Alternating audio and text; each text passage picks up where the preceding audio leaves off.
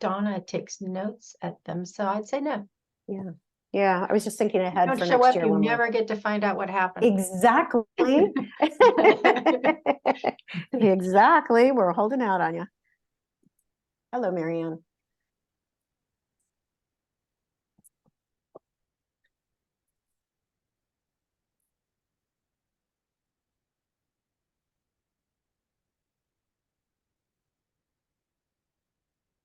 So Nancy, how long do you typically give?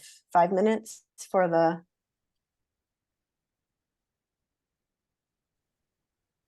You're muted. Thank you. We can give it a couple. I have 3:29, so why don't we give it Me 2 too. minutes and then start? Okay. For all of you who are on time, thank you very much. Priscilla's back. Priscilla is back. Welcome back, Priscilla. Where is she? There What she happened is. then? And Donna made it. Donna made it. Yay. Okay, right now, ladies, there's more board members than leaders. Okay. Just want to note that some board members are also leaders. So Thank you for pointing that out. yes, these are what we call fuzzy sets. You're right about that. I like that.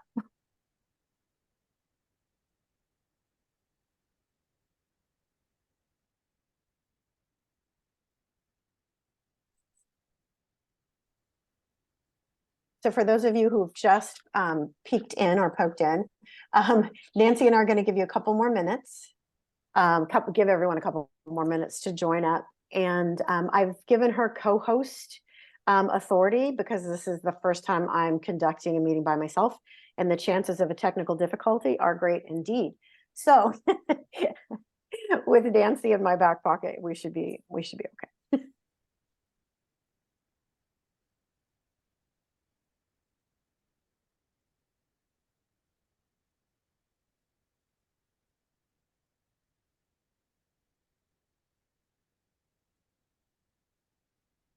Ready? Let's go.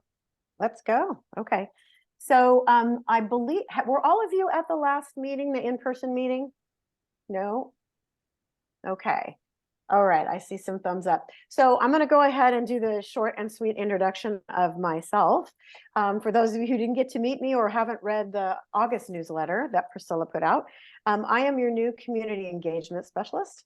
My name is Kobe Lafayette, and there's a little bio and a not so great picture of me on our website. If you want to find out more about me, I'd like to invite you to do that there because I really am uncomfortable about talking about myself. So, and we also have a lot of announcements. So I'd kind of like to get into those right away.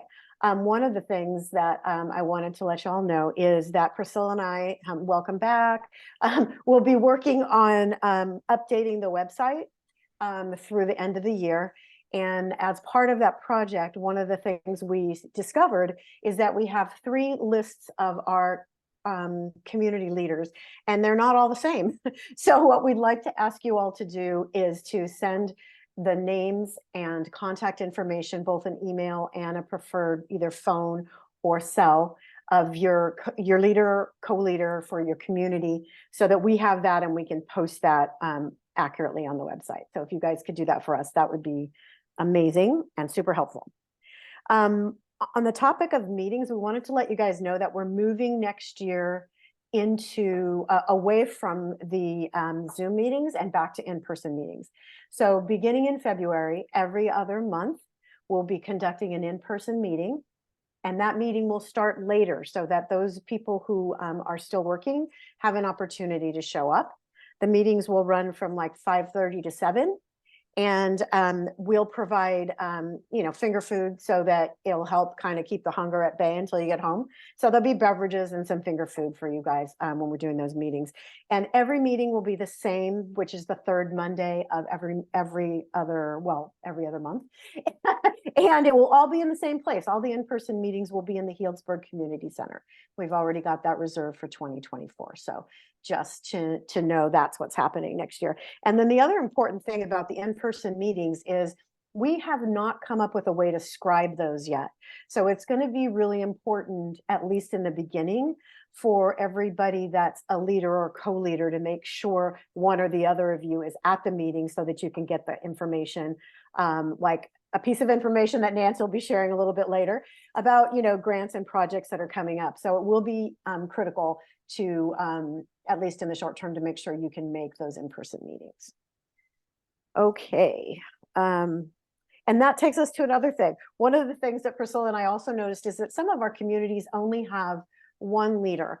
And I'm in the middle of a training right now called the FAC Ambassador Training.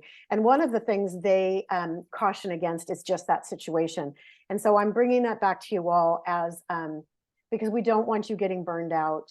We know you're volunteers. We know you have lives. So if you could find someone to share that load with, and we're actually going to be asking people as we move into the next year to look at having at least 2 and possibly 3 co-leaders for your community so that no one is ever overburdened and somebody can always make the meetings. So that will be happening in the next year.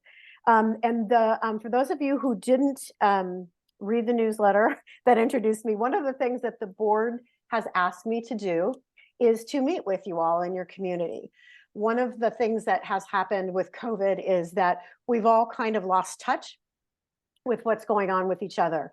And so having me check in with the leaders, have you all set up a meeting, and then we'd all get together and chat about how we cope, the big cope, can help you all better do what you're doing. And it will be more of an information gathering from our perspective and also a sharing from yours as to how we can better help you guys do what you're doing.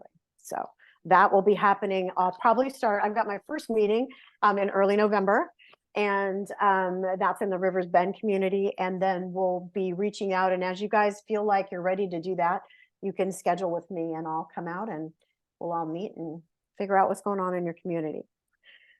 Okay, COPE has a lot of branded materials. We've got some really new, great stuff, thanks to Priscilla and the other board members who've been working on them. We have a 7-step, who we are and the evacuation card, and they're all branded really beautifully with our COPE logo, and they're really actually kind of sexy looking. They don't look boring like some of the other materials that people hand out. And so they stand out, which is actually a good thing. And we really love them. So if you want to text me, you can either put something in the chat or text me, email me, and let me know if you'd like some of those materials. We also have a lot of partner organization materials in the shed as well. So if you need anything, always just reach out to me and I can do my best to get it to you in one way, shape, or form. So there's that. And then this is the big news. Well, there's 2 pieces of big news, but this is a really big news.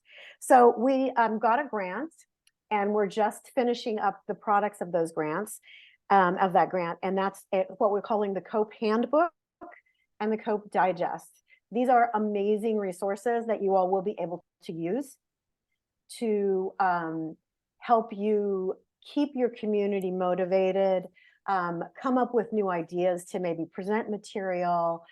It's just like everything you could possibly need to grow and sustain your COPE community. That's what's in these documents, and they are really wonderful.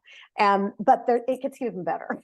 We also have these 2 videos that Priscilla and Studio B have been working real well, all of us, Nancy as well. We've all been working on getting them completed, and they're amazing.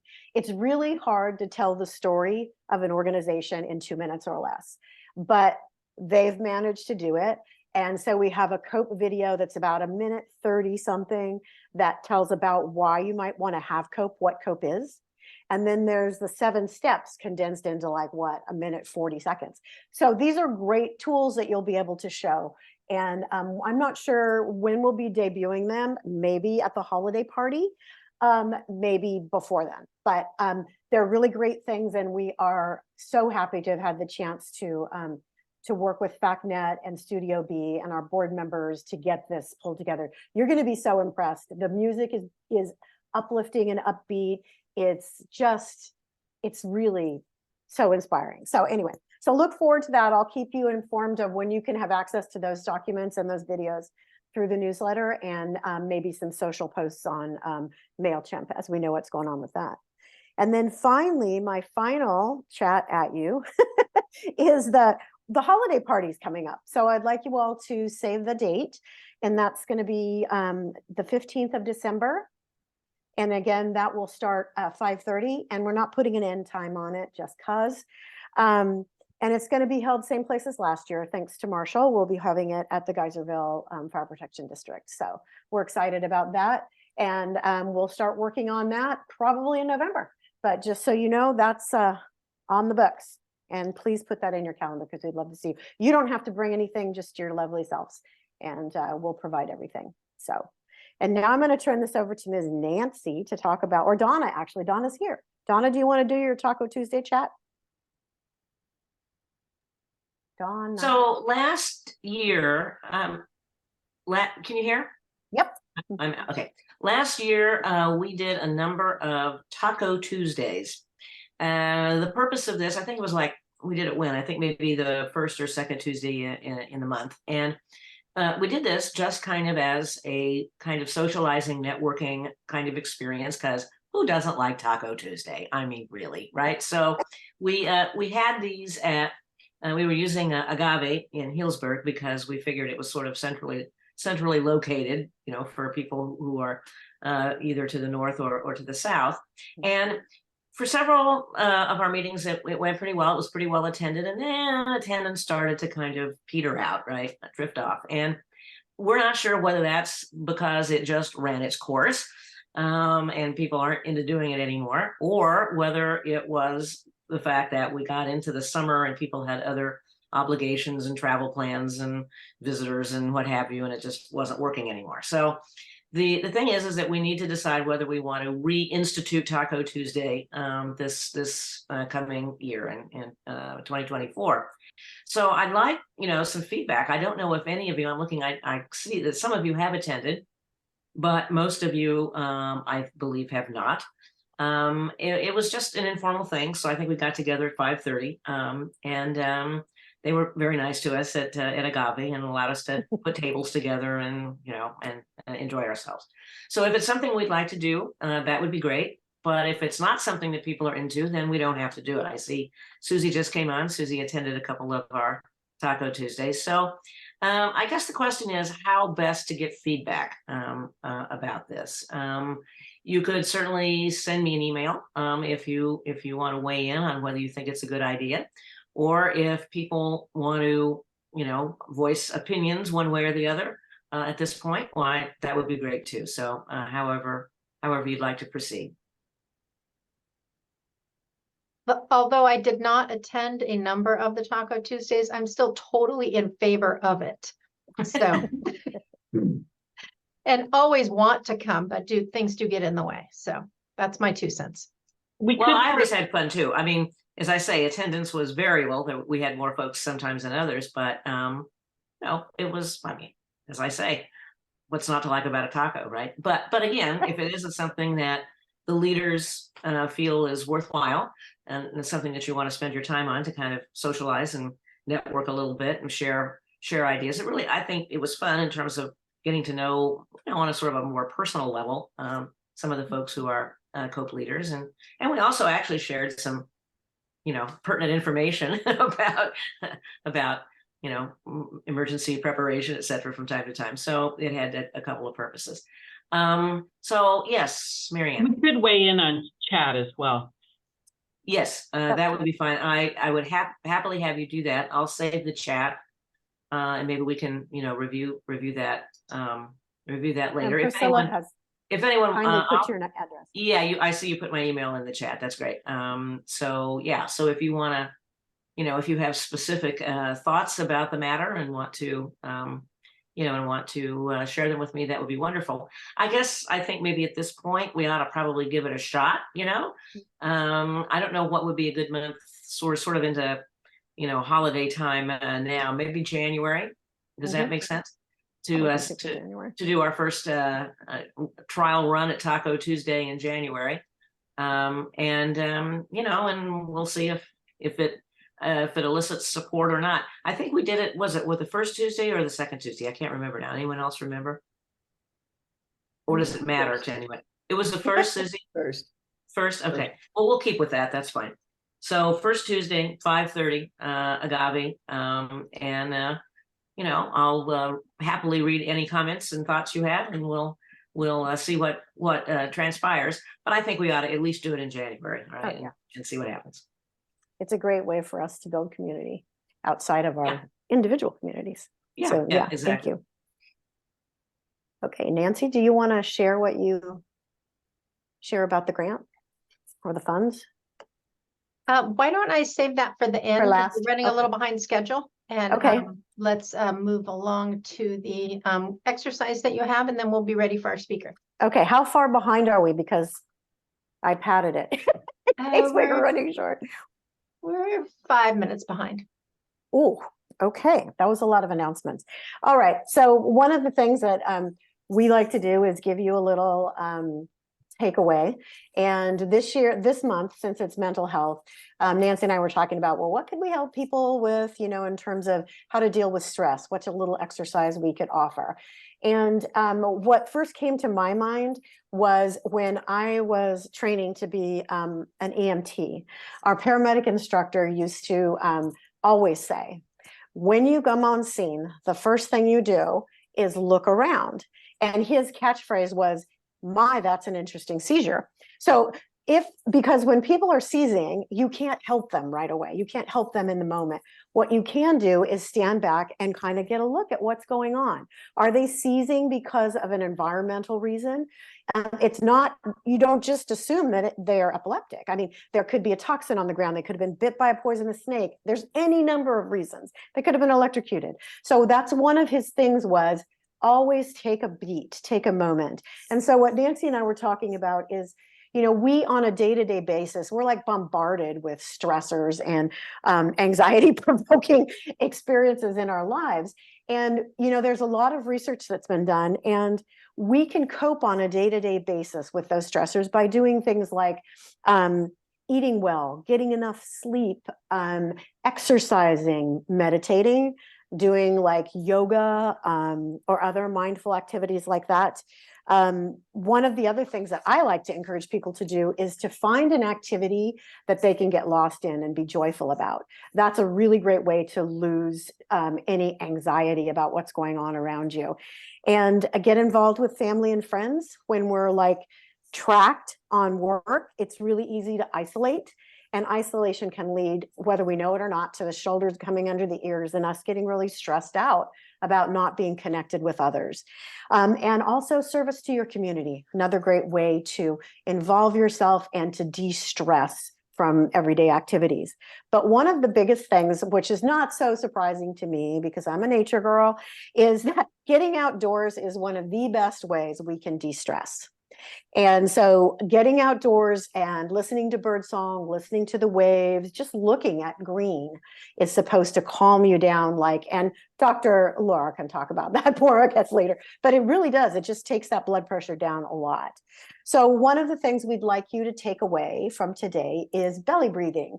So if you're stressed out, or if you come up on a situation, maybe one of your family members has collapsed, rather than jump right in, take a moment, because all first responders take that moment and take a deep breath,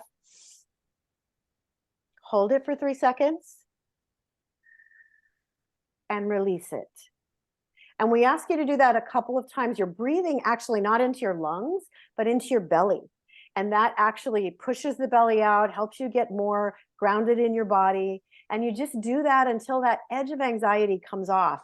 And then you just go and do your job, because the last thing you want to do is make a situation worse because your anxiety is doing this. So we're just saying, let's take a beat and belly breathe. Let's practice belly breathing to ground ourselves before we get ourselves involved in responding to whatever emergency there's going on around us. So that's our tip for this month. And so Nancy will introduce Dr. Lara. Thanks for listening, you guys. Thank you. Just a short introduction I wanted to read. Dr. Lara went to graduate school and earned her doctorate in clinical psychology from the California School of Professional Psychology, Alliant International University in San Francisco, with specific training in child and human development, systems, and abnormal psychology.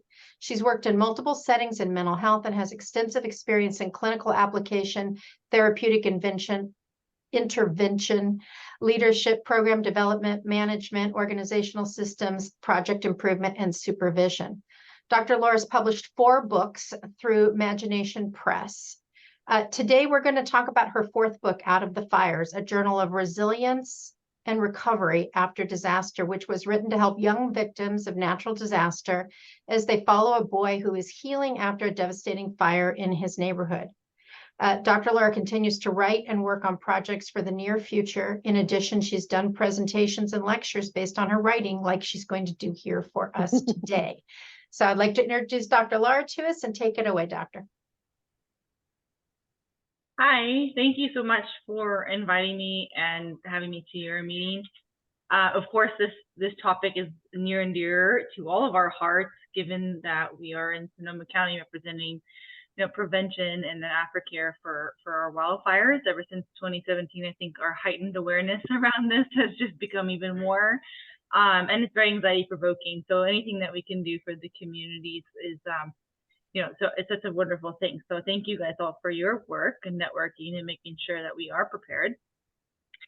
And then special note. So the reason I got invited, I'm just gonna pull it out there. So my mom is actually part of your group today. There, Patty Wayne is my mom, and so small Sonoma County is huge, but we're also very small in our community. So appreciate always the connections with what we can do. So yes, thank you for that introduction. I'm always really surprised when people read out my information. It's like I don't know how to duck and cover or just smile. It's always a humbling moment. So thank you for that. Reminders of my accolades. So yes, I have 4 books, and today we're going to talk about Out of the Fires, which is a reader for 8 to 12-year-olds. My other books that I've written before are more picture book style for children younger. The topic is on diversity and culture, so the topic expands the whole lifespan for families to explore together, but it is much younger reading level. And this one was my first venture into a little bit older age. The purpose of this book very much was to help individuals who have gone through the fires, but also to help communities and children and families prepare for fires or other natural disasters. So people who have not just gone through wildfires, but maybe through major floods or hurricanes or tsunamis, whatever you might have as a disaster, man-made or natural. We're hoping that this book is an added tool in their toolbox for that. I am a therapist by trade, and Imagination Press is the children's imprint of the American Psychological Association. So all of the books that are published through them have to have a social emotional component to it and have to have resources in the back. So in the back of my book, especially this one, you'll find more resources and more help for families to deal with that, including a worksheet to work through feelings and everything. So that is a really important part of the work that I'm doing, is that this book isn't just like a fun reader, let's read a book together. It's actually got much more of a purpose for it. I'm in conversations with the Sonoma County Fire District. We're trying to figure out funding or something to, what they would like to do is have a copy of the book on every engine. So when things happen, they can just automatically hand it to a family. So when they're ready, they have it as a resource. I'm not out to like make buku dollars from being an author. My whole goal with this is to really just to be helping our community and helping the families out there. Okay, so that is the introduction to the book. What I'd like to do is to show you snippets of the book and kind of take you through the journey and the purpose of the book and how it takes the child and the family through the idea of the processing of the trauma and the idea of resiliency and building our resiliency. An important piece is to note that resiliency isn't something that we access after we've been through a trauma. It is something that we want to be working on and building as preventative care, which is where you guys come in as co, because we really, it's part of our prevention in acknowledging and knowing how we can build up our strengths. Everybody comes in with strength, and then building on what strengths we have, we can continue to build our resiliency. So when we do, have traumas in our lives, because unfortunately traumas do happen, then we are able to cope with them better and find our resiliency within. Okay, so I'm going to go ahead and share my screen, a couple of different shots for you guys to see. Where'd it go? Here it is. So this is the cover of it. You guys can see that clearly. I'm going to move you over to the corner. And as you can see here, the illustrator, Colleen Lamore, she is actually in Ireland. The publisher is the one who accesses the different illustrators. I didn't have much to do with that. And she lovingly put it together as if it was a journal, a child's journal, which is the idea of the look, and where he is growing from the devastation of the fire and into the rejuvenation and recovery of clear skies and the plants growing from him. Okay, and so here's the inside of the book.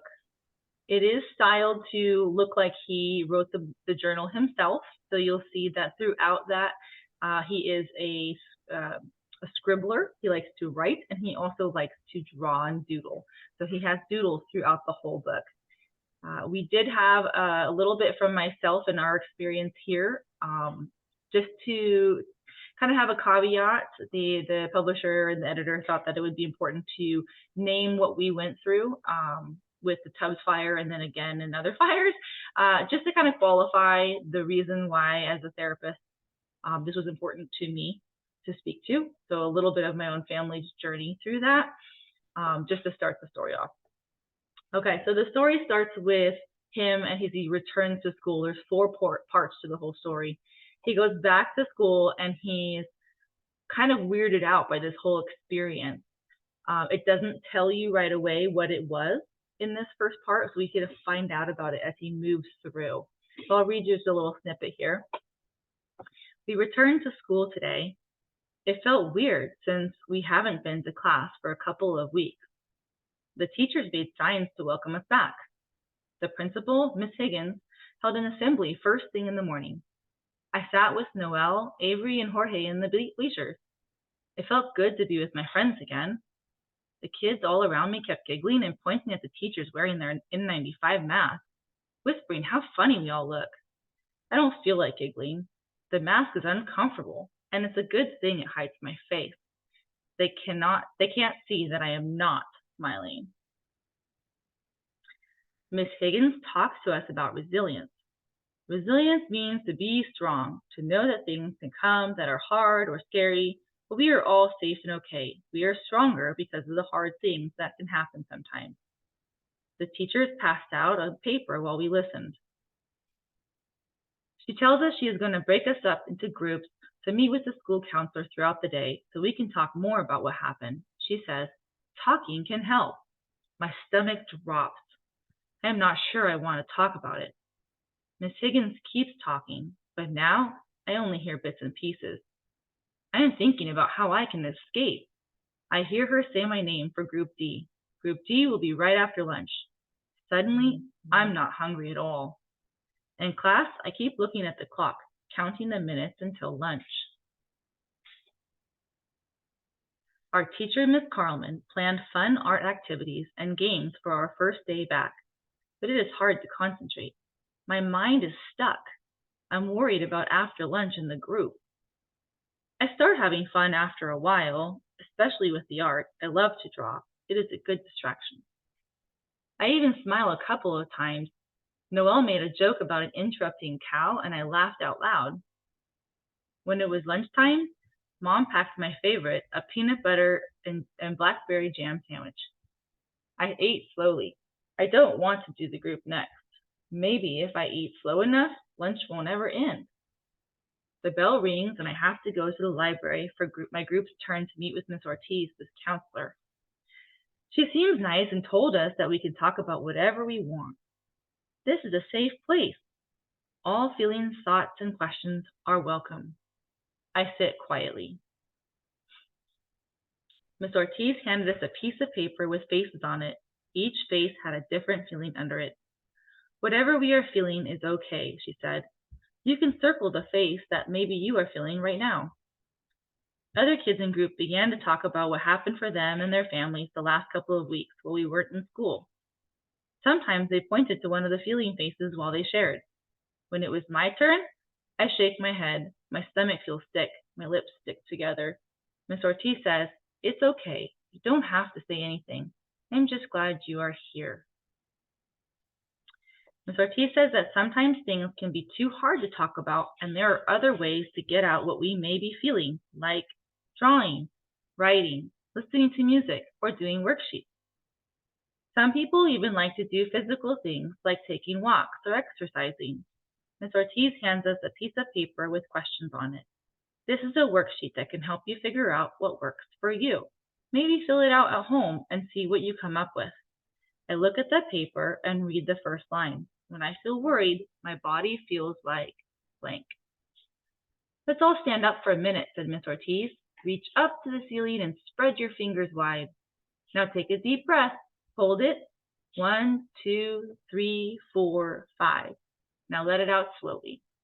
I feel some of my muscles start to relax as the air leaves my lungs. We do that 3 more times and the group is over. After I leave, I keep thinking about what the counselor said. My parents like to make lists of things to do and check them off as they work through them. It does seem to help them feel better, especially the last couple of weeks. My little sister Kayleen talks and talks and talks to anybody who will listen. She likes to listen to music too. So what could I do? I look at Miss Ortiz's worksheet again. When I feel worried, it helps me to blank. I thought about what I like to do. I like to write in my journal, and I like to draw. Maybe I can write and hear about it. Maybe if I try, it will help me too. So you can see how in the journey of this little child, it brings us to in this story, right? So he's dealing with this like that whole overwhelming feeling, not really quite sure what's going on. And as a child, we do experience that a lot in a trauma, in a disaster. The adults around us are taking care of everything and they're rushing around and we don't get to know all the details, but we get to know all of the feelings. We get to know all the stress. We get to know everything that's wrong without getting to know. An ambiguous trauma, an ambiguous loss is that much more compounding because you don't know when it's going to end. You don't know the details of what's happening, and it's an ongoing trauma. And so what I was trying to capture in this story is a little bit of that feeling, maybe not too triggering, but like a little bit of that type of holding experience for the child as they're going through. And you see adults that are trying to help. So it introduces the helper of the principal and teachers, the helper of the counselor, as these other stabilizing figures for him. In the next part, he goes into, now we're going to, he's going to start processing his trauma, right? So now it's when the fires came. And initially, he starts to talk about it and starts to write his words. And then you'll see he loses his ability to talk about it because a lot of times when we have a trauma and we're trying to talk about it, we experience it through so many of our senses and we lose the ability to communicate what that's like. And so he goes straight into drawing. So he says, let me tell you about that one day. Everything was there and then there was nothing. It was gone. Everything was gone. It was a normal Sunday. Kayleen and I played soccer in the backyard and worked on our homework. My parents did laundry and we went to bed. Everything seemed normal. I never thought it would be any different. And then, of course, as we know, it was quite different. So he draws what it was like in that moment. And I think the illustrator did a really good job of capturing that piece. He draws the packing up of the cars and the lines of cars as they're leaving town. The deserted streets as the wind is howling, kind of eerie.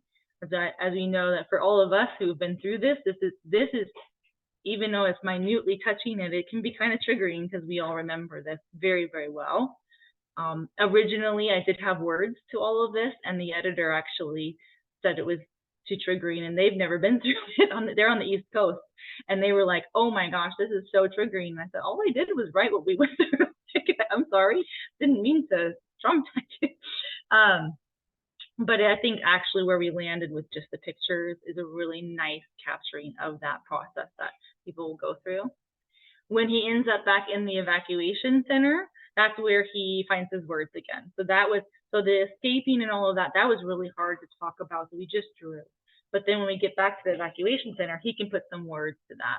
And he talks about, I'm not going to read every single word because every page, because it is a longer book. But what he's talking about is that ambiguous piece in that moment. What happened? Why did it happen? How did it happen? When is it over? When will it stop? What now? So what we're doing is we're normalizing each process as we're going through that time, and we're holding. And in books, what we want to do, not just with children's books, what we want to do is we want to create the windows and the mirrors to be able to have people feel heard as the mirror. They feel seen in the book. They feel heard. They feel held through that experience. And the window is creating empathy in someone who hasn't gone through it to empathize with what went through this experience. So moving through it, they talk about how everyone, it's kind of strange to be amongst all these strangers, but then all of a sudden we're sharing stories and we create an instant community, an instant family in that little pod of the evacuation center while we're all waiting and going through the same thing, playing card games. And then we come out of it, finally it was over and we're starting to deal with the loss. So he's thinking about things that are gone. One day it was there, it was all there, and then it was all gone. It's interesting because we do mention how in the story, the parents are like hushed, they're trying to talk about it a little bit. And, but he says, I hear everything. I know that the parents are trying to not tell me, but I hear everything. So he talks about that a little bit here, whispering to grandpa, but I hear it. So at this point, the emotions hit him. So we want to normalize what that is. So his emotions exploded, all of the different emotions all at one time: sadness, anger, despair, pain, loss, and hopelessness. And as a therapeutic tool, we want to normalize that having an emotional experience is normal, and processing that and expressing it is a normal thing to do. So in part 3, we're going to work through those emotions. Time is going fast. So he went back in time in part 2. Now we're back in, and they're moving into a new house that they're going to rent at the end of the week. What's that going to be like? Everybody's still talking about it, wanting and saying, we need to cope. And it's so hard to do. But he is talking to his counselor and bringing her the journal, that he's showing her the journal, that this is how he's doing this. So here we go through the emotions. One of my favorite parts, being a therapist. I tell people I'm a doctor of feelings. Like when people say, my son says, oh, my mom's a doctor. I say, yeah, I'm a feelings doctor. I'm not a medical doctor. I'm a feelings doctor. So I love talking about feelings. So we go through anger first, because anger is the easiest. It's the easiest emotion to tap into when something happened to us. It's a productive emotion because we can do something about being angry. We can punch a pillow, we can scream, we can be angry. So we feel productive. Might not be positively productive, but it's productive in the output. Then the sadness. So I went straight to the sadness because I wanted that opposite piece. That is the dichotomous. It is the hardest to be sad, and most people will cover their sadness with anger because it's hard to sit there and just be sad. And sometimes he feels scared. It's triggering to smell the smoke, right? We know when there's a windstorm coming up, we all in this community, I know in Windsor, on the Windsor blogs, it's like, windstorm, did you hear this? Did you hear that? We all get triggered by the sirens, by the smoke, and by the wind. And sometimes feeling lost. He doesn't have a home right now. He's feeling lost in the whole situation. And then sometimes feeling all of them at the same moment, and sometimes feeling numb, not knowing how to feel. So here we are, just normalizing all of the traumatic emotions that come through. And then, of course, sometimes feeling happy again. And I wanted to touch on this piece too, because sometimes when we're going through a trauma, we have happy moments and we feel guilty about being happy again, even for that 5 minutes. Like, you met a friend at Starbucks and you had a drink and you had a 5-minute check-in and it felt really good and you're happy about that moment. But in all of the other chaos, you're like, oh, I feel really guilty. Why did I take that 5 minutes? I needed to be doing this. I needed to be doing that. And actually, it's okay to find happiness in the middle of the chaos too. So he talks about what things are comforting, pizza night and movie night, going to the park and playing with his dog and the sister, and the signs that were around town, feeling a little bit of happiness and a little pride from that. So that's important to cover. All right. And then finally, part 4, we get to a year later. And where are we now? Okay, so lots of time has passed. There's the rebuilding of the neighborhood. There's the rebuilding of the community. Some things are still sad. He has the key to the house that no longer exists. His parents let him keep it, so it's in his journal. So some things are sad a little bit, but some things are fun too. We have fire, we had all the wildflowers popping up, and that was really beautiful to see. So finding that regrowth, finding his own regrowth in that metaphor. Learning at school how to keep your home safe and that prevention, right? Coke popped up out of that. You guys, that's your forte. And so having a whole unit on that in school and feeling like I had some control over this because I didn't have control of it before, but now I have stuff that I can do. What is my part in our family evacuation plan? That gives me some control, and that decreases anxiety. Talking about triggers around the world. So sometimes things happen around the world that remind him of the trigger of the wildfires and the experience that he went through. So I didn't name specific ones, but I think that people probably historically can tap into what they are. Fires somewhere else. So obviously this looks like it's Australia. That was the reference that I was thinking of in that, because of the whole continent was on fire, and that was right after we had experienced our fires. The floods. So we had some floods in the Midwest that were happening, and there's tsunamis in the Pacific. So he just talks about all of these things that he sees them across the world and in different places, and he sees them on the news, and it is actually triggering because it's mirroring what happened to him and his family and his community, and learning how to help with that. So one of the biggest coping strategies for children to do, besides having their own part and having control of the evacuation plan and being prepared and all those, because that's huge, that decreases anxiety in a significant way.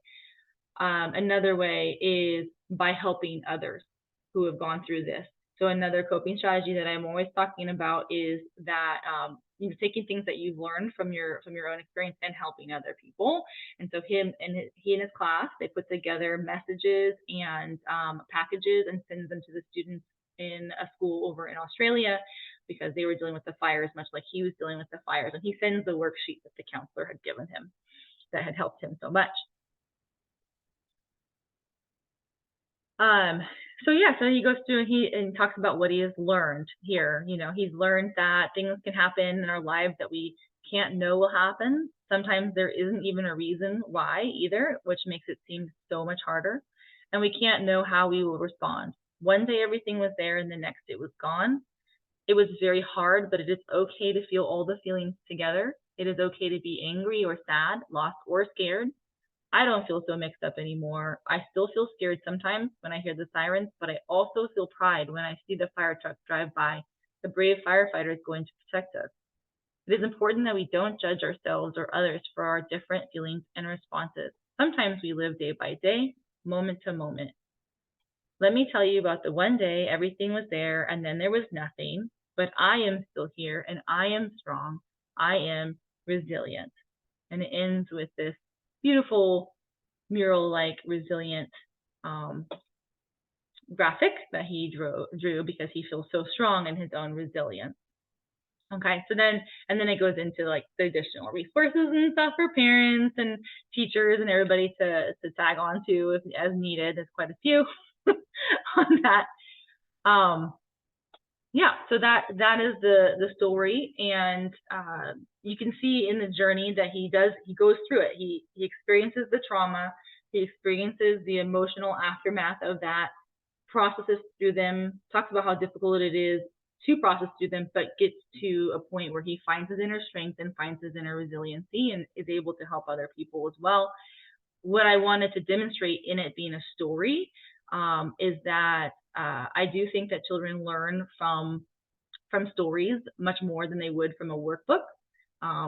When Imagination Press approached me after the 2017 fires and asked me to write a book about this, at first they really wanted it to be didactic and really wanted it to be a workbook and worksheets and this and that, and we compromised on the worksheet in the back of the book because I really thought that a story would deliver the message that much more and kids would pay attention and resonate with it more, to get to that point of it being adaptable and flexible to everybody's learning styles, and a much more useful tool versus something that a therapist would buy for their office. That was it. So I'd like to, if you guys have any questions or if you have any comments or anything like that, I want to just open it up to that. Like I said, this is really meant to be a tool for you guys and for the whole community. So I'm trying to get it out there as much as I can. Thank you so much. And what a delightful book that is on such a really tough subject. So I totally appreciate your effort and how hard that must have been as an actual person who lived through that to try to write that through children's eyes. So I have the first question, and selfishly, I'm taking the first question, everybody, just stand back. So you talked about how the children are hearing around them, everybody's talking about it and whispering, but yet they're hearing it.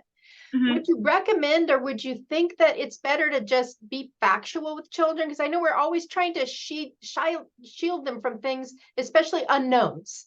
So we don't want to tell them anything until we really know what's happening. We don't want to worry them unnecessarily or whatever. So we're always a little shy to like just breathe the facts on them as they're happening. What would be your recommendation to help them feel less powerless in those moments? Yeah, that's a great question. That question is actually relatable to a lot of things in life, not just disasters, but on multiple stressors for children, right, that we deal with, and tough conversations too, that are natural development questions. So a lot of times in therapy, parents will ask questions around that. And what we say is if a child is asking a question, that means pretty much that they are ready for the answer for that question. And then you also caveat it, or you create it in the language that's developmentally appropriate. So when a kid asks a question and it's about maybe what's going on and you don't have the answers because it's a natural disaster and you don't know, you can say, well, actually, honey, we don't know where that's going to end up yet, but this is what we're working on right here, right there. So you're giving some concrete facts for what's going on. If they're not asking the next layer, then they're not ready for that next layer. And I equate that to the most often I get asked that question from parents is about the birds and the bees question. So it's the same thing. If they ask a question about this layer, then that's where you answer it. You don't give them more information unless they ask the next question. And then you do it with the developmental appropriate language. You wouldn't be giving, a 6-year-old the details of how we're going to work with the insurance company, but you might be talking about how you're working with different organizations or different businesses to figure out how to rebuild the house, like the construction workers and so you would talk about it within the language of that child's age. Thank you so much. I'm going to take the spotlight off so everybody can see each other. And who else might have a question? Yeah, Marianne. Yeah, thanks. It's such a lovely story. I used to work at a Boys and Girls Club, and it just was so reminiscent of how much kids notice and don't feel like they have a platform to talk about it.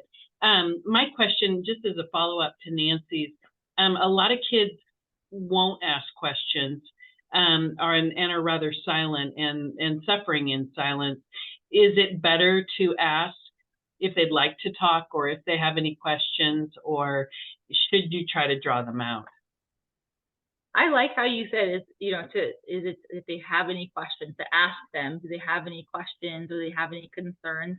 That's kind of the role that Miss Ortiz in the story had. She was the school counselor that had, here's the opportunity, but also it's okay that you don't have anything right now, or you don't want to talk about it right now, or maybe in this group setting it's hard to talk about it.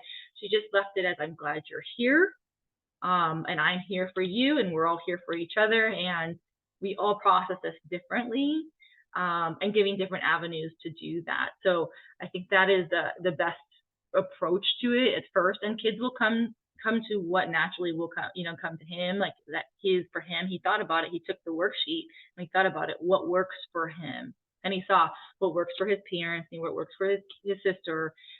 We're all different in how we process that. So it's important when kids are going through a trauma or have gone through a trauma that we don't push them to talk about it if they are not ready to talk about it. That in itself can be pretty traumatizing. So we just say we're here when you're ready to. Or do you want to know how other people, when they have hard times, how they go through it? And if a kid's like, oh yeah, maybe, that sounds like good, they might, just shrug their shoulders or nod, you say, sometimes I have friends that listen to music, and sometimes I have friends that draw, and and just having examples and talking about it without forcing them to participate like that can be a really helpful thing to do. Kobe has a hand up.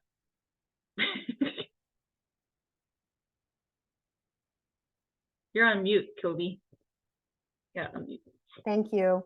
So what I wanted to do is just kind of like take off from what both Marianne and Nancy said, is that, when we have anniversary dates coming up, and it's such a weird word to use because anniversary is usually a happy time, but when these anniversary dates come up, how do we talk to children about what to expect? I mean, should we prepare them for triggers that they might be experiencing and they might not know why?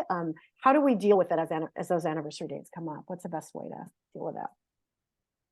I think globally, and in a more general sense, if you run a classroom, for example, and you can talk about a couple of years ago, or this, we talk about fire season, so in a generic way, you can definitely have a group setting where you talk about that and say some things can be triggering around this time of year for fire season. Like when we have the windstorms, it can be really triggering for some people, and you might be feeling more anxious, and that would be a normal experience. So in that sense, it's an easy way to address it.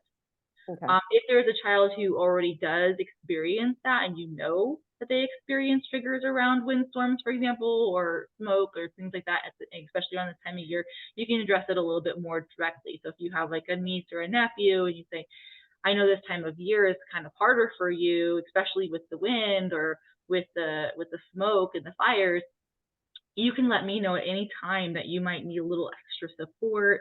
I'm here for you. So it could be a little bit more direct if it's a personal relationship you have with somebody who's a child who has that. I know that my daughter's best friend really struggles with this time of year, and it's around the triggers of the anniversary. And it might not be that she connects it to that, but I can say, oh, I know this time of year is really hard for you, just around, it's fire season, and the fire season is scary, right? And she, she's like, yeah, it's really scary. And well, we're here to talk about it. Anytime you need some support, we're here. Okay. And that's all I need to do. Okay. Thank you.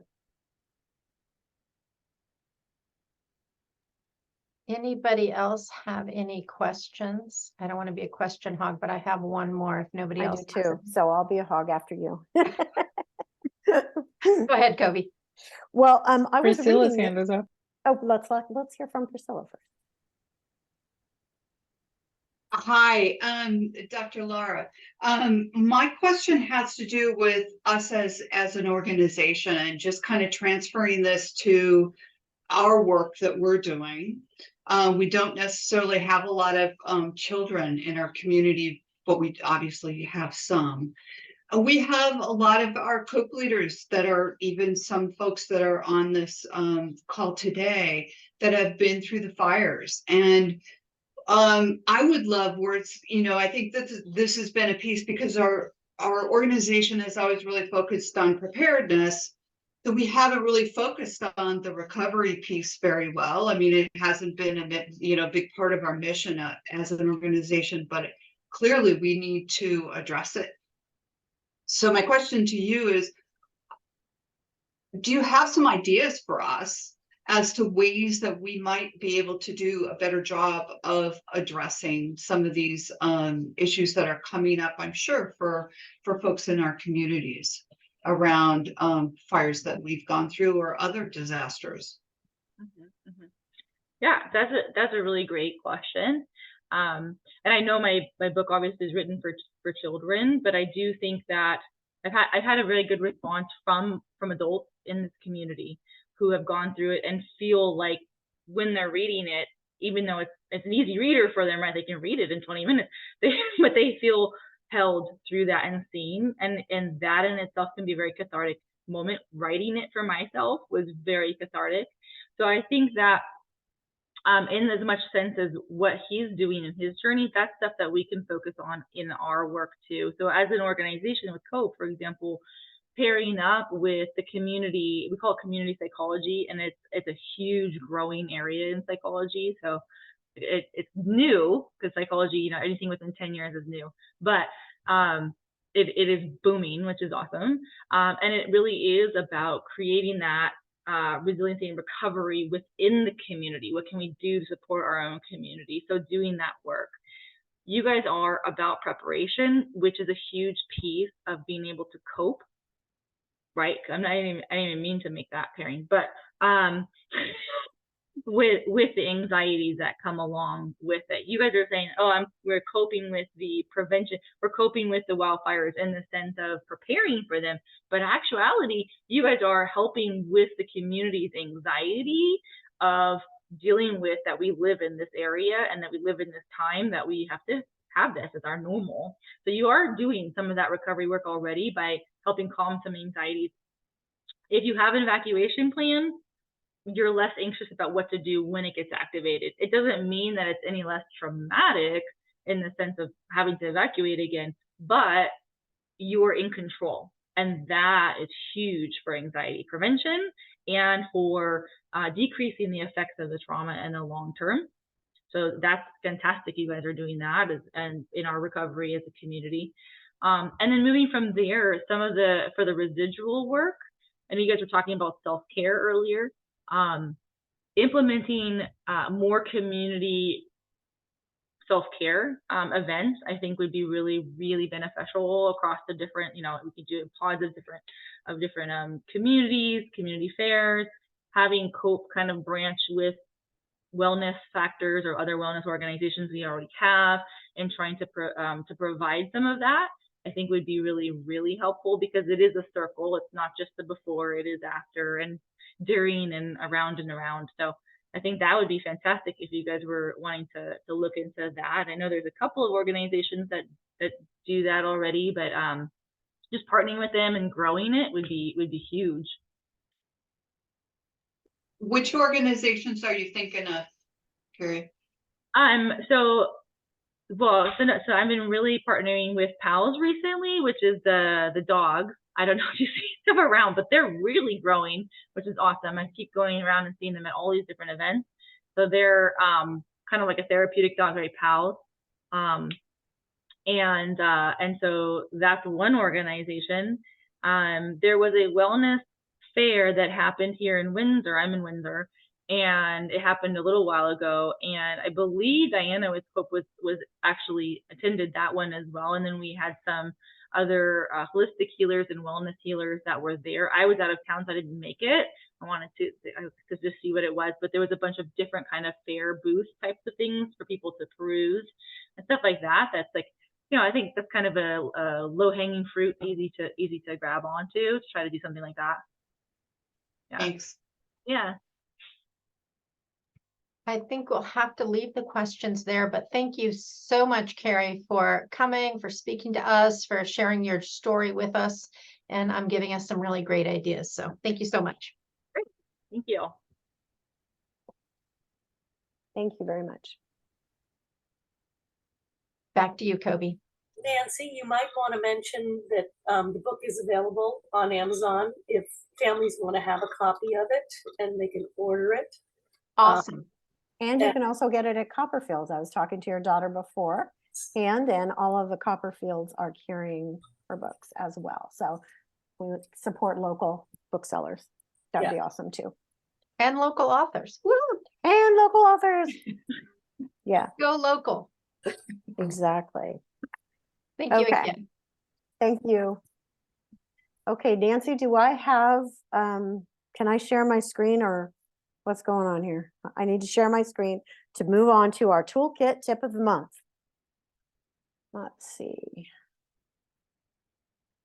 Let's see if I can do that. At a time. If I can. Okay, can you guys see that? I don't know. Zoom, okay. Is there I some am not reason, seeing did you not see it? No. Okay, so I tried to share my screen and it's not working, which is a little distressing. Let's try it one more time. I'm wondering if it has something to do with the fact that I've got multiple co-hosts. It shouldn't. I could share my screen if you tell me what page of the toolkit you're Page looking at. 22. Mhm. Yeah, let me do that for you. Okay, that will be probably easier. So the note card page, Yes. you got it. Also known as the door hanger page, which we'll talk about in just a moment. This one? Yes. So these nifty little 4x that we have were currently available to our leaders as cards, and we have a few of them left as postcards. But one of the things that came out of recent meetings is that wouldn't it be great to have these to give to our leadership committee and our leaders so that they can use them as door hangers in the community. I mean, there's 4 different things. It's a great way to go around and kind of like remind your neighborhood and your folks, your residents in your community that you're still out there. If it's been a while since you all have gotten together, this is just a way to just like, and for people who aren't yet members, you know, the I'm your neighbor. And here I am, but you can use these others. So we're looking, and Priscilla might have to chime in on this because I don't know the time frame for these, but all 4 of these cards, which are in our toolkit on page 22 right now, will be turned into door hangers at some point. And I'm not sure if that's going to happen, Priscilla, before the end of the year. What's the timeline on that? It all has to do with funding. So Okay. if we can find some funding to make this happen, we will make it happen before the end of the year. Okay, great. Okay. have Moni a has her question. hand up. Yeah. Cheers. Is the intention to use these to eventually drop these in a mailbox or approach people's doors, or what would be the intended distribution system? And we're going to turn them into door hangers. So they would be handed out to you all as leaders to disseminate throughout your community as you saw fit. And we'll just, once they're available, we will ping you guys through MailChimp and have a distribution party so that you all can come over and get a bunch of them and start, you know, handing them out in your community. But everybody's community is going to be different in terms of which one they may want to hand out first or at all. So yeah, but they're going to be door hangers, Moni. Yeah. And Kobe, Yes, unless people feel that they don't want door hangers, Oh. you know, if you have something that you prefer, like the postcard type shape, just please let us know. We're just assuming that door hangers would be a good way to distribute this. Sorry, and I Diane. was just going to say, I think and in some of our neighborhoods, we actually put door hangers on gates and that kind of thing. So it doesn't have to be that you necessarily walk, you know, up to the door. long Understood. driveways and Yeah, all of that. understood. Yeah. Right. Yeah, I would think, I mean, it has been in our experience that it's probably better just to issue a postcard and mail it, at least from our experience. Okay. That's good feedback. Thank you. All right, so that's the toolkit tip of the month. These things are out there. We want to remind you that they're available and in your toolkit. It's also a way for us to gently remind you that your toolkit is available to you on our website. And if you ever want to just go through it and see what's in there and remind yourself of the kinds of products that we have in there that might make you say, oh, I could do this in my community. Because a lot of times we get bombarded with information and we don't remember that there are things that we can be doing within our community. So yeah, use it as a reminder for things that you might want to do in terms of outreach for your community. So there's that. And I'm going to fall on my sword here and apologize because we don't have a spotlight this month.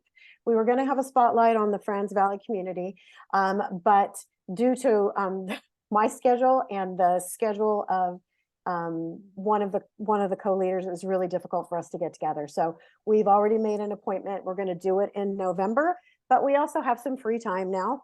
And Nancy's going to fill that up a little bit with a little bit of information about funding opportunity. And then we're going to turn it over to her also to ask about what we can do as a community member to help our neighbors.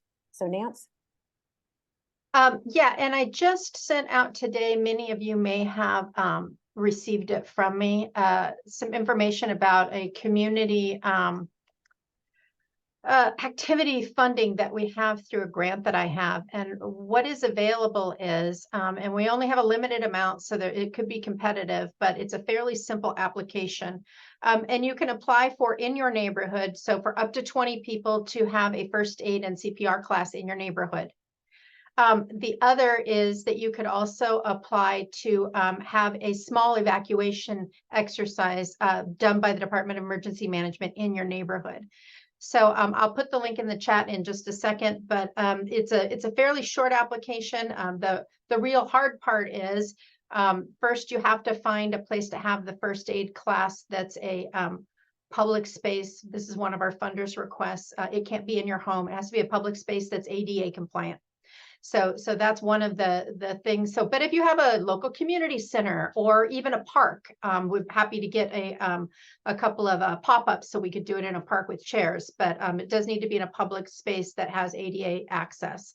And the other is that you have to get 10 of your neighbors to agree it's a good idea and sign the sheet.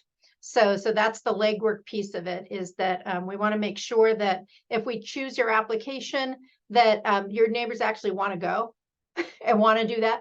So we just need, and those people are not committing to going, they're just committing to thinking it's a good idea. So those are the two pieces of it, and I will put that in the chat for you. Next up, we have our breakouts, and we have a question for the breakouts today. And here's the question. What can you do as community members to help your neighbors through the mental stress of disaster, near disaster, thought there might be a disaster, fire season, all these things that we feel a lot of stress of. I think this time of year, the reason we're talking about it in October is because since May, we have been thinking about a fire. And we've been searching the news for indications there will or won't be one. And we've been doing rain dances. How many of you do a rain dance every once in a while? We've been doing all kinds of things to try to figure out if we can avoid the fire this year. And to be fair, it looks really good. I don't want to jinx it. But so what can we do as community members to help our neighbors through the mental stress of all of this together? And I think there was a lot of really cool ideas that talked with that Dr. Lara talked about. I hope it resonated with you as well as it did with me, that most of those things are things that I also find stress relief in. Drawing, exercising, eating. I mean, all these different things they're universal. The child in us is there loud and clear. So I'm going to put us in breakout rooms, and you'll have some time to talk about that. We'll give you about 15 minutes to talk about it. So let's see here, breakout rooms. And off you go.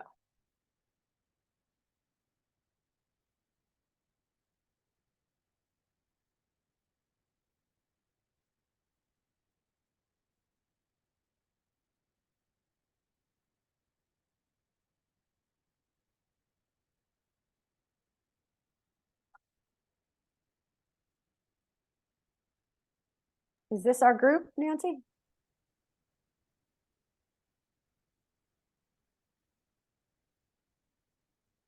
I think because we're co-hosts, we were not put in a room, and Barbara and Susan are in rooms. I can see that. So I think they just haven't gone there yet. Well, we have Arlene in our group. Yeah, she Hi, also has been assigned a room, but I think people are just not on. So we should, you'll see down at the bottom, you can join a room if you want. So we should go off to a room maybe. How's it?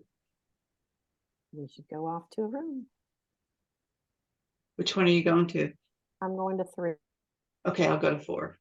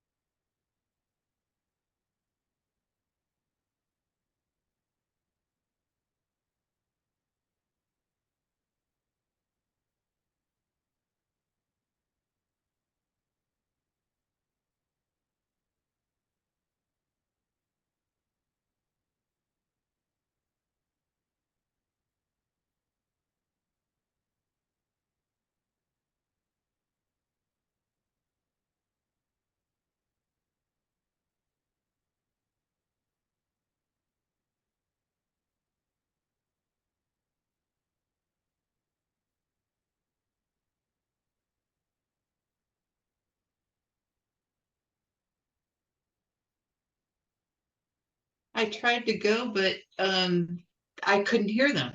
It was weird. Hmm. I saw them.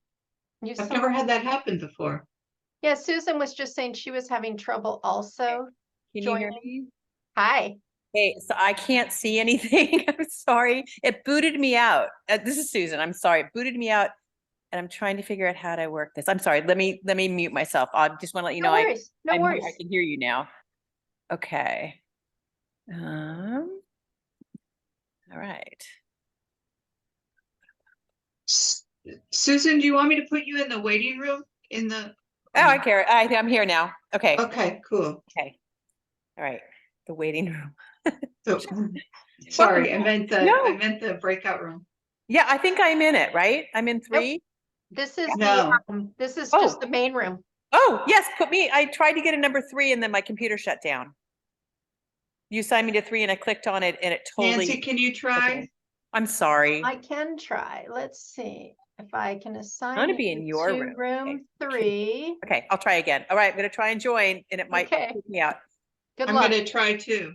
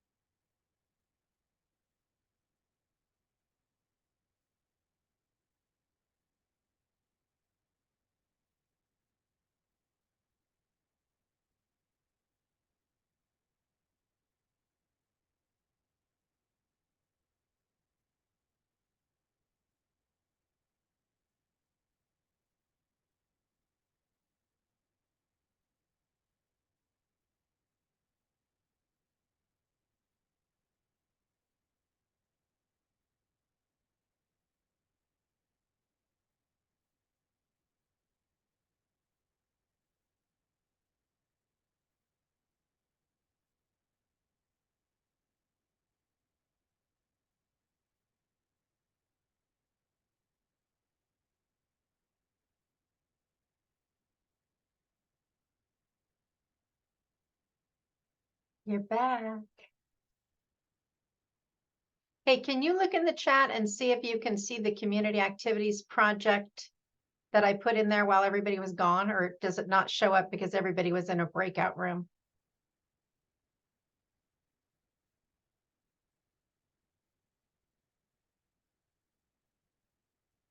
Yeah, your link is in there, Nancy. Okay, thank in you. the chat. I'm just never sure how that works. I know if you come late, you don't get to see anything that happened before you got there. Mm.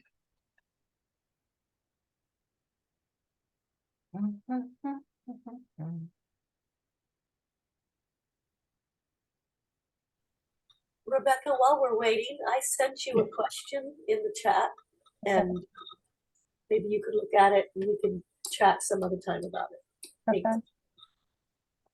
And Nancy, I sent your application to our president of our board, and he sent back, hey, this sounds good. So the evacuation practice for the Ah, people up against the forest, you know, on the west side, I think we're gonna try putting in an application for that. okay. So thank you for sending that back out. So I'll answer your question, Patty. So at the last leadership meeting, I put out a request for the COPE leaders, because as we have been getting grants and also as we're starting to document our impact on the community, we wanted COPE leaders starting in January to provide us with their hours. So that we could take credit for it for our grants, because our grants often require in-kind hours. And so the question is there any system for logging in to do your hours at this time? The only thing that we put together is a Google work form that you can tell us your hours by month. And the only thing that I personally do is I just put my hours in my own calendar on my computer. And so when I spend time to do things, I just document it on my computer calendar. And then I add it up at the end of the month. And that's what I fill in for each month when I do the quarterly report for volunteer hours for COPE.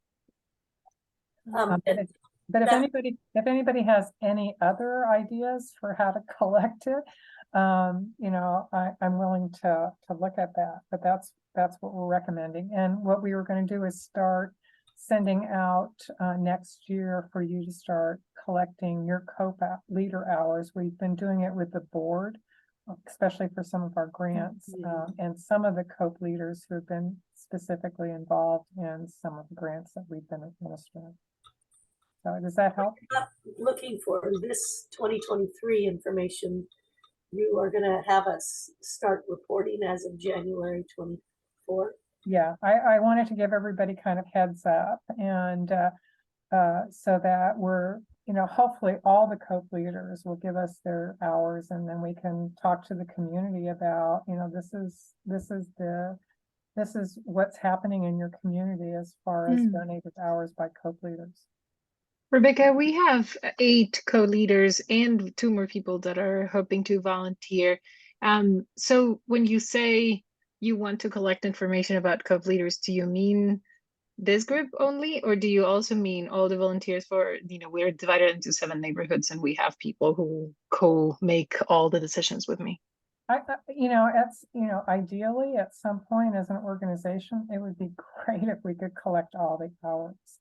I've been focusing on, you know, experimenting with collecting hours just on the grants this year, because that's required for us.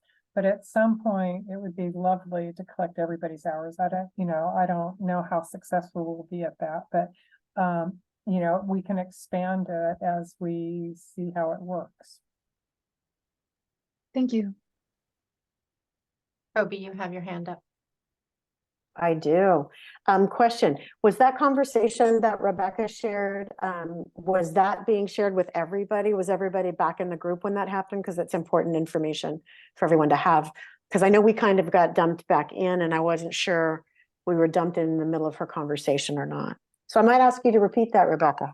So I'll do the short version. All right, thank I've you. created Appreciate a form. This year, we've been collecting volunteer hours to meet our grant requirements. And so mostly it's been the COPE board members and some specific COPE leaders. Next year, we'd like to have all the COPE leaders submit their hours on a quarterly basis. So what it would require you doing is in January is to start tracking your hours. One way you can do it is either on a hand calendar or on a electronic calendar on your computer like I do, so that when the quarter ends, you can tally up your hours. Diane. And for 2024, it's going to be COPE community leaders, not our neighborhood leaders. We can start with community leaders, and if you know that you have hours, I think the form maybe even asks you if you have other people in your community that have done hours, you can take credit for them on the form. You know, so we can talk about how to collect the next level down. What would be the easiest way to do it? Okay. But it'd be This great is- to do the COPE leaders because you guys do great work. Yes. Yeah, Thank I you. just wanted to say that this is so incredibly important, you guys, because when we get funded, it's really important that we know and can show that we can match money. Oftentimes we're asked if we can match, and that's required through volunteer hours oftentimes. And a reminder that if you're a Firewise community, you need to do this anyway with your leaders and all your neighbors, right? So those of us that are moving towards Firewise, this will be something that you're going to need to take on as a community anyway. So yeah, so great. Do your best. I know it's not any fun recording your hours, but it's really quite simple. There is a question in the chat box too regarding capturing those hours.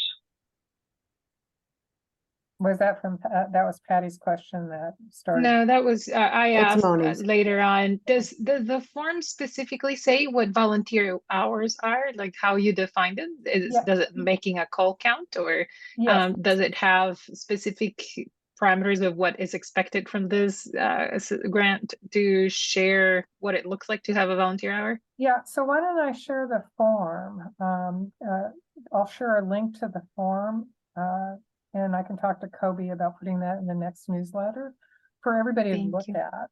And what it asks usually is about specific grants, because those grants are the ones that we're required to do hours for, in-kind hours. But it also, I think it does kind of explain what other hours that we are collecting. So why don't I send out the forms, and then for you in the Firewise communities, if there are different ways of asking to document hours that you all need, we could always revise the form. The form is a living document, and it's done quarterly, and so we can always add questions to it that if it would help you collect your hours. And I just so you wanted know, to- Rebecca, I okay. think there's a glitch on the form right now. So if this is the first time somebody's seeing it, it might not be working quite right. I was having a hard time putting any information in it Okay, other than editing it. So I think there's something needs to be turned on it or something. Yeah. But you Yeah. can still read the form and see what's generally on it. okay. Yeah. So So I'd thanks like for to letting just- me know. Yeah, I wanted to ask to add on to what Moni was saying a moment ago. So yeah, we do want to track grant-specific activities for sure. And to answer your question, yes, of course, anything that you would do that is involving COPE activities, making a phone call, sharing an email, those kinds of things all count for the other hours that we are recording. In addition to the grant specific hours. So yeah, Moni, record anything that has anything to do with you organizing and moving your community forward. That counts. So I think even though it wasn't on the agenda to discuss this, I'm super happy we did. Maybe if anybody has a really great idea that came up in your group, we could just throw that down real quick. One idea per group of how to help our communities cope with these things. I'll say something because our group rocked. Basically what we came up with was that in a situation where it's all, you know, it's all starting to come down, to remind ourselves that we've prepared for this, we've got this. And as a community, to just keep reminding each other that we've got it, we can handle it. Even though that anxiety might flare up here and there like popcorn, just keep pulling it back in and saying, you know, we prepared for this, we've got this. And being that calming influence on each other, I think is going to be really important. For our group, group 2, we talked about listening as an important activity, because not everyone has experienced the same thing. Some parts, this was specific to Mill Creek, but some parts did not have fire come through their area. And so, yes, they were traumatized, but in a much lighter way.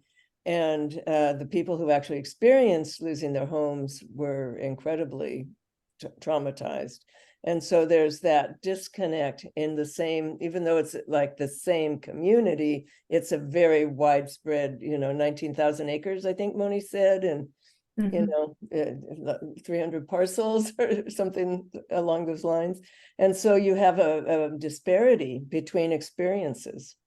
So listening is a real helpful activity. Thank you, Susan. Yeah.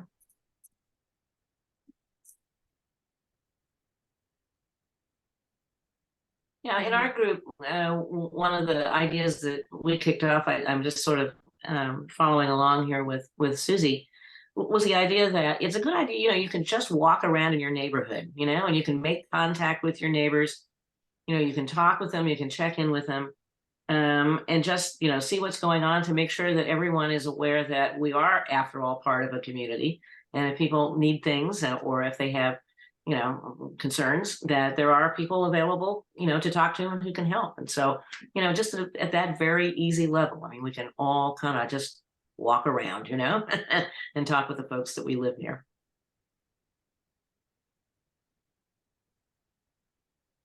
Anybody else? Gonna say, unless you live in Mill Creek. Well, That's a difference. Yeah, communities are very different. For ours, we have a lot of you know, ours is an elderly community, the Del Webb community in Cloverdale. And my emphasis was, I was talking to block captains about home hardening and defensible space in your yard, which is not something we've talked about. They always look to the hills.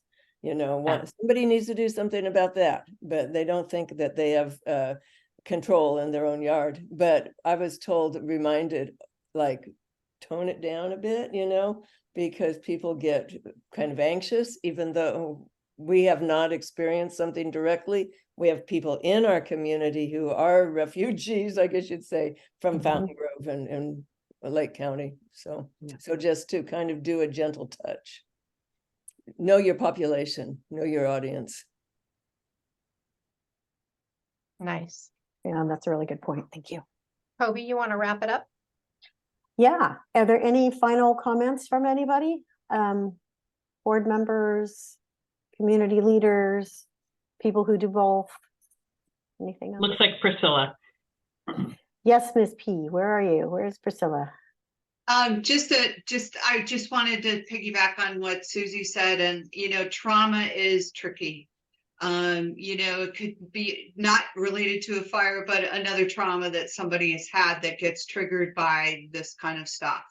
And it doesn't matter how close it is, it doesn't matter whether your house is destroyed, but trauma is trauma. And so just really respecting that there's a whole range of experiences that people have, and not judging whether it's a bad trauma or, you know, a really, really bad trauma because you lost your house or not, but it's trauma. And so we just want to support people and give them an opportunity to speak or get support from us. I just wanted to say that, just from the nursing nurse in me had to speak. Thank you. Thanks for sharing that. Anybody else have any parting comments to share? All right. Thank you all for attending. It's fun to see you all. Take care. We'll see you next month. Bye-bye. Bye. On Zoom, right? On Zoom next month. And then the holiday party the month after that. In person. Okay, thank you. You're welcome. Bye, Susan.